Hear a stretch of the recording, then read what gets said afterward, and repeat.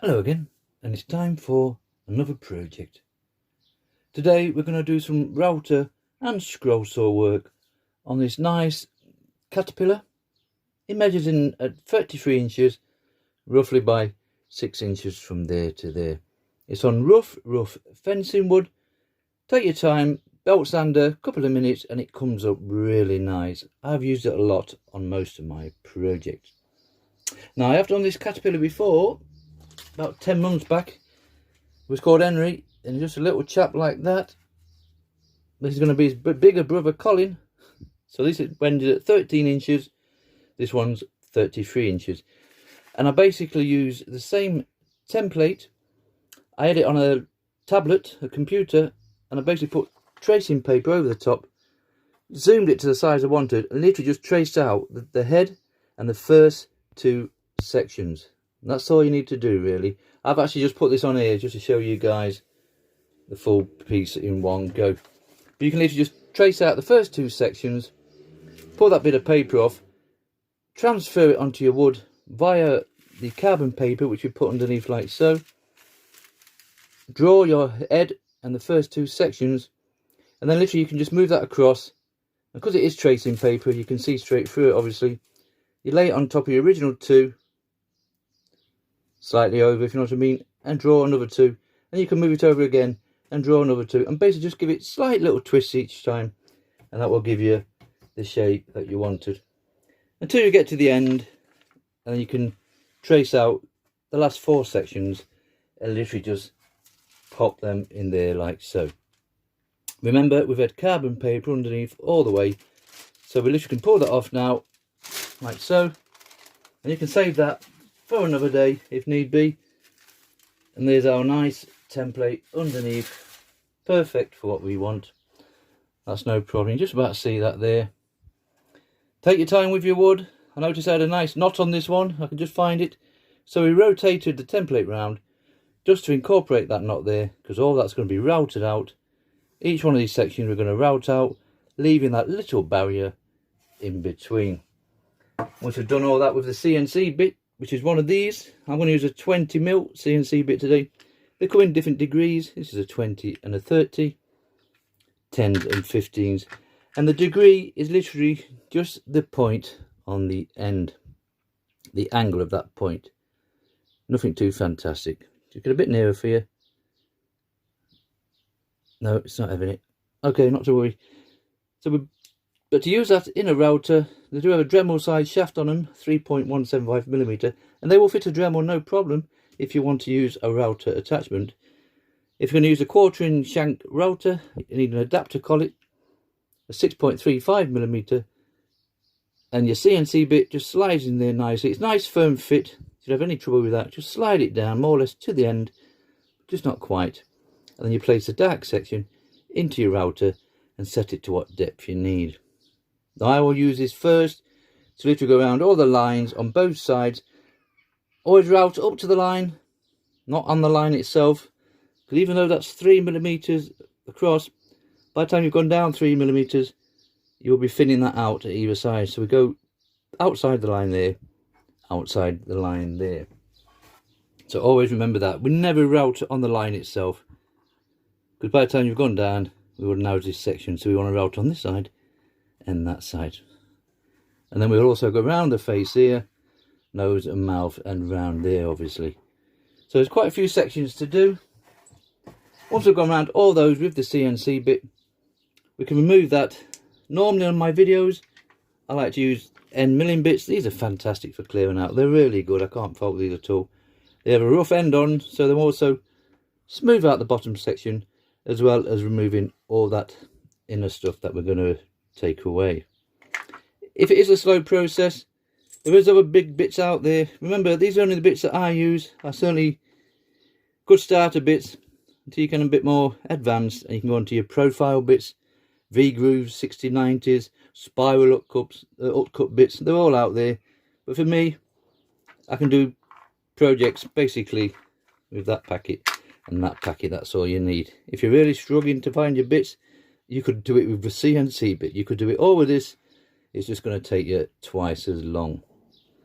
So we've done our lines with that one. Remember, We'll try with the end milling bits just to get us going, just to see how we go on. If it's a slow process, we will use these larger straight imperial metric bits. It's a mouthful. I will put some links on in the description at the end of the video. These are really cheap.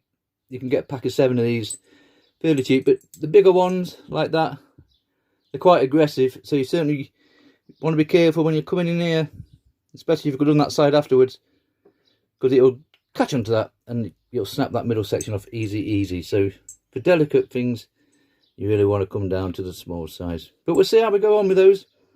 If our end milling bits are removing it nice, which I know it will do, we'll stick with those. Okay, we'll set this in the router. I base all my projects now on 3mm. If I can just find my little feeler somewhere. Where's it gone? Oh, we've lost it. I made myself a little gauge, something like that. And that will just fit under your router. Excuse me. And you can set it to what depth you like. Deeper and deeper. I have done some that deep, but very rarely. 3mm. Well, like I say, is the depth of one of your bits. That works fine for me. Okay, we'll put it in the router now, and we'll start routing Colin the Caterpillar out.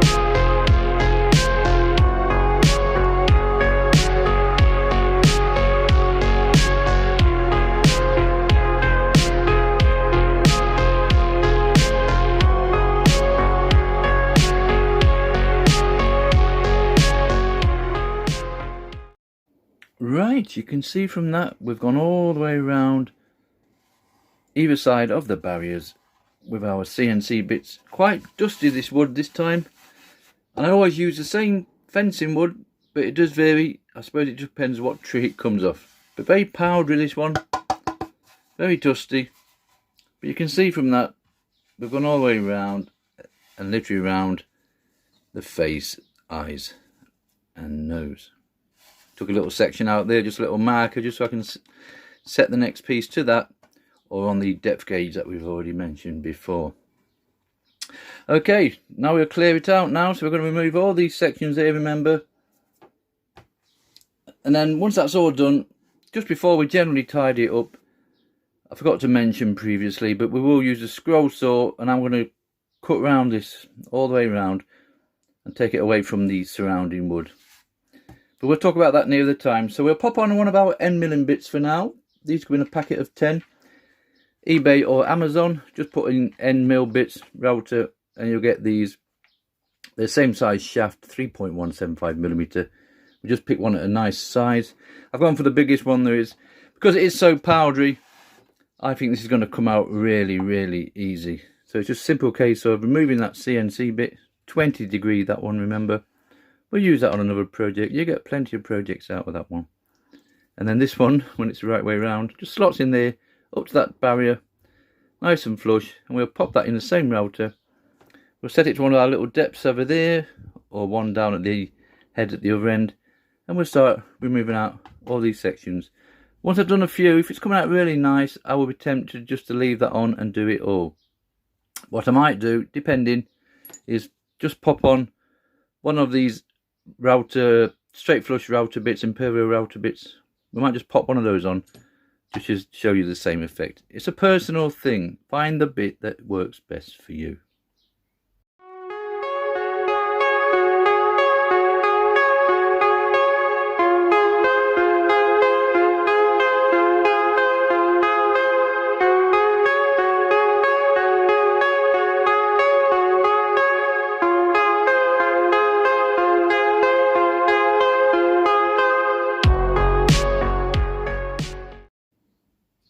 Right, you can see from that it's all coming out nicely. You can see the effect that we're going for. Now I did use the end milling bits for these first 4, 5, 6 sections, and it's coming out fine, no problem. Just a little bit slow, but I'm certainly in no race. I don't make these to order, so I've got no pressure, no haste in doing them. But I put on one of the metric imperial router bits, or straight flush bits if you go on eBay and search for that. They're quite chunky, they're quite aggressive, they're fantastic little cutters. So I basically pop one in now just to show you, and I did the last 4 or 5 sections with this, and it's coming out just fine. It's just a bit tighter getting into those sections there, so I've gone for a smaller one, and they do come smaller still. Variations in sizes, obviously. Double bladed on some of them, so they're cut out really nice. So I'll show you this one quickly with the imperial bit, and then I'll continue and come back when it's basically finished and we're ready to do the scroll sawing side of things.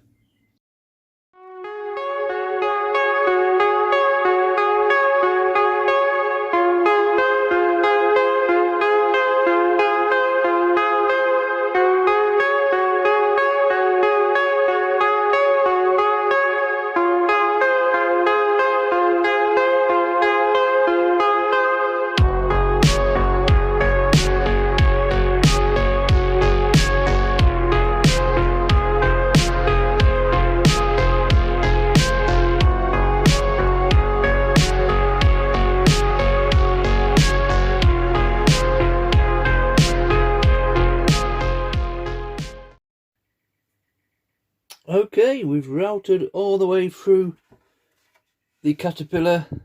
You can just about see from there. It's still a little bit rough in the edges. We want to get to these corners a little bit better. So I will be putting a engraving bit on a flexi cable, on a Dremel, and we'll tidy those up afterwards. Before that, I'm just going to cut this out on a scroll saw, just so we get the actual shape of the Caterpillar itself. Now this would look fine on there as it is, and you could route out the background to the same depth, literally 3mm. I just spin it around quickly, something like that. You could lower it down to that level and leave it on this backing board, and maybe paint that a different colour separate to that, or just stain it, or linseed oil or something like that. And that would be just a nice project just the same. But as I like to use a scroll saw, nice scrouter project, so that's router and scroll saw combined. So I'm literally going to cut this all the way around, and that just gives us a nice better shape to look at. And then we'll tidy it up like I just said, and then we'll get onto the painting side of things.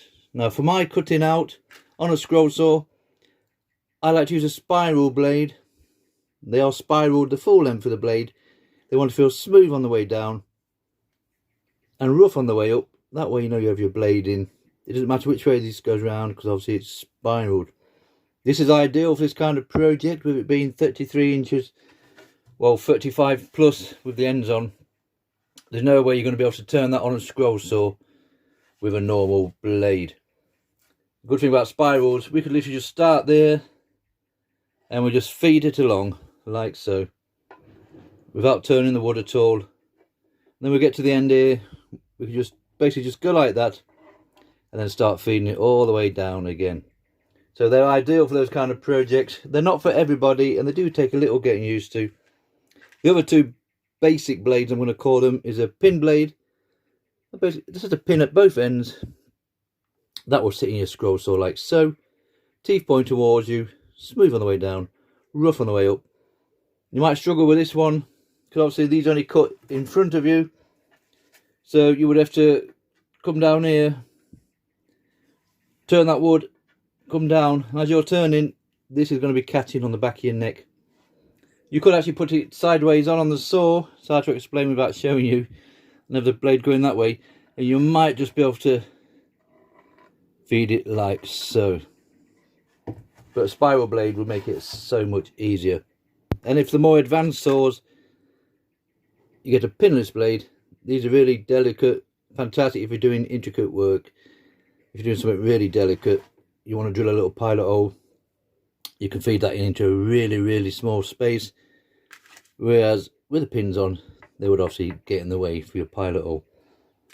Personal thing again, find what works for you.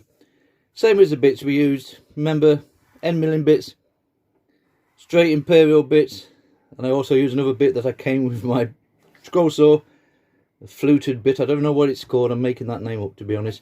And they all work exactly the same, and they've all done basically the same job. So just use what you prefer and what your budget will let you. Okay, let's pop this spiral blade on. On my old Drapper, I have to use these adapter clamps. One at the top, one at the bottom. On your more expensive saws, it'd just be a simple clamp and a clamp, and he holds it in place. Okay, let's saw this one out quickly.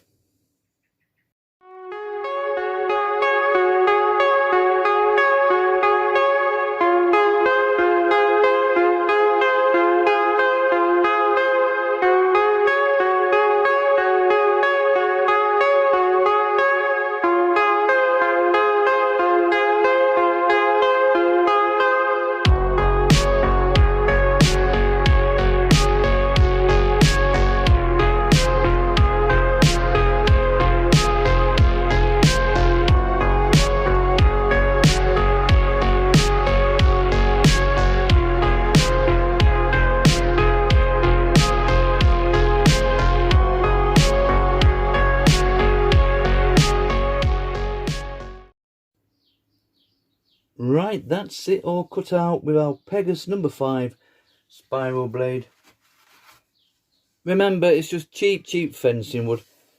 A lot of people moan about the spiral blades not being a nice cut, but I'm quite happy with that for the type of wood that we're using. All you end up with is these bristly bits, and that will come off simple enough with a bit of sandpaper like that. That's all nicely gone now. So it's up to you. Spiral blades, they're definitely not for everybody. Okay, so we've got our general shape going down now. We can see what we've got here. So far, so good, no problems. So all I need to do now is general tidy up, just to get inside these little corner pieces. If you look closely there, you can just see the pencil lines. I was talking before about routing up to the line, and you route up to the line, so basically every one of those would near enough have the pencil line on.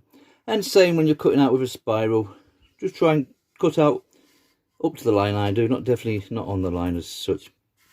But we're going to sand all this down and tidy it up, but you can just to see the pencil lines there. Okay, so general tidy up time. I like to use one of these flexi cables.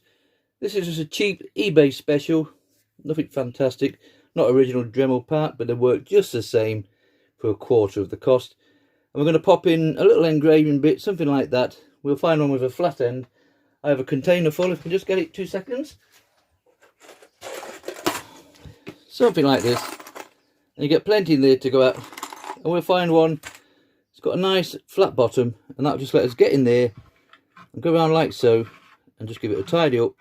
Bit of sanding down, make it nice and clean, and then we'll put a couple of slits in the back. I'll show you that next after we've tied it up.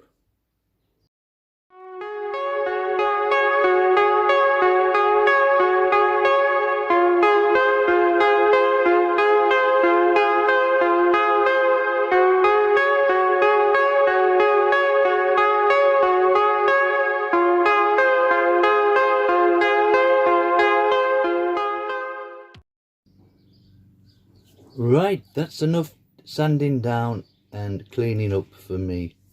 These are just nice fun projects, and it's just going to go on the side of my shed. You can sand down forevermore. But it's near enough for what we want. And it's a good size. You see from that. Okay, for onion purposes, we're just going to put a couple of slits in the back with what they call a keyhole T-slot bit. That looks like so. These are fantastic for doing your slits in the back for your hangers. You'll end up with something like that. I always use this bit of scrap wood. We'll pop this in the router, set it up so it fits here perfect. Then I know when I transfer it over to the 2 slits, it's going to be fine and there's no chance of it going through the wood. They do come in different sizes. They have a 1/4 inch shank on them. Just a second. There we go. And this one is a 5/16. It's the smallest one I could find at the time. And it's just a nice size for the size of screws that I like to use. So you just pop that in your fence, into your wood or whatever you're going to hang it with. And that just slots into there nicely. And you slide it across. If it's too loose, just screw it a bit more into the fence. And that will go on there really tight. And you can really force it on. And that will stay on there, no problem whatsoever. Normally I'll just put one slit in. As it's quite a large piece, I literally just got a straight edge, drawn a line down the middle, marked off where I want to do, and we'll just route across that 2 to 3 inches there, and exactly the same down this end. We'll do that quickly now, just to show you, and then we're on to the painting side of things.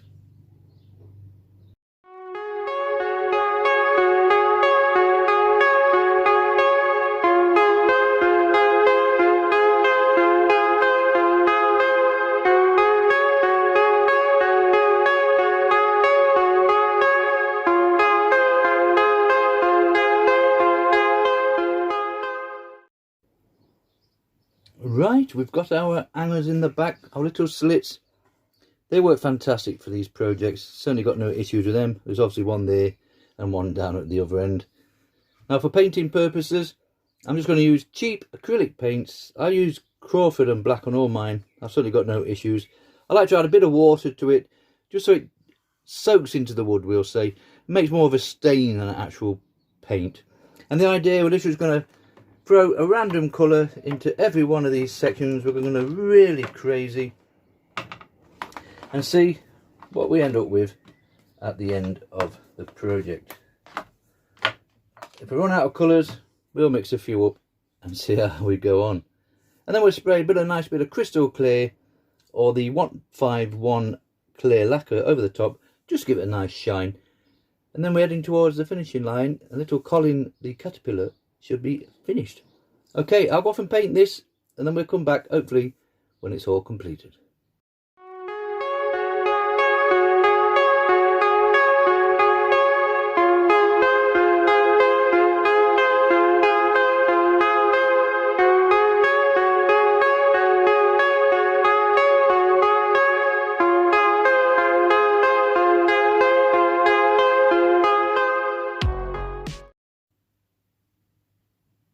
Okay, we're on the final stretch now.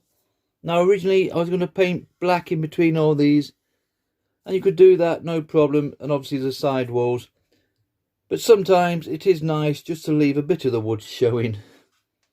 So we put a bit of black in his face, as you can see from there, and all we're going to do now is put boiled linseed on the rest of it, literally down all the side walls and in between these with a smaller brush. It doesn't matter if you get a bit of oil on there, you can just wipe it off. It'll all dry in eventually. So boiled linseed oil for me. I'll just show you a little bit on the side, and then I'll go out into the sunshine and paint the rest. So it's just a simple case of putting it on like so. You see how dark it will send that down. We'll do the full piece like this, then just wipe it off with a cloth, and hopefully when I get a smaller brush we'll put some in between those centre bits like so, and I'll just darken it down a little bit better. You just about see it from there. Okay, I'll go off and put all the oil on, spray a bit of crystal clear on, and this little project will be finished.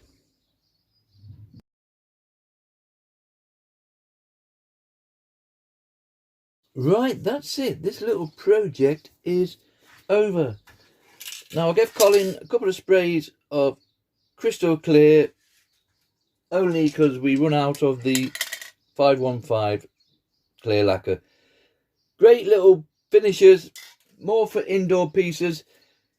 All mine go outside, unfortunately, and you will get a couple of years out of it, but it definitely won't be the best finish for treating your projects with. So if you want them to last a little bit longer outside, find yourself a better finish, to be honest. But these little fun projects for me, I'm not overly concerned. If I get a couple of years out of them before they start getting a bit tatty, I've certainly got no issues with that.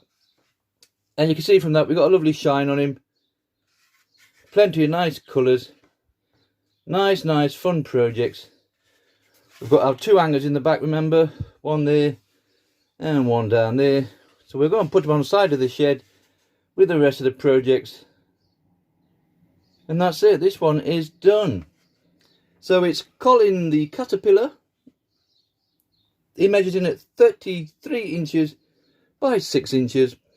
We routed out the lines with the CNC bit, 20 degree I believe, and then we use a mixture of end milling bits and straight flush bits to route out the clear out in the middle of these sections here, and then we cut it out on a scroll saw with a Pegas number 5 spiral blade, all done on rough fencing wood. And that's it. This little project is over. Thank you very much for watching.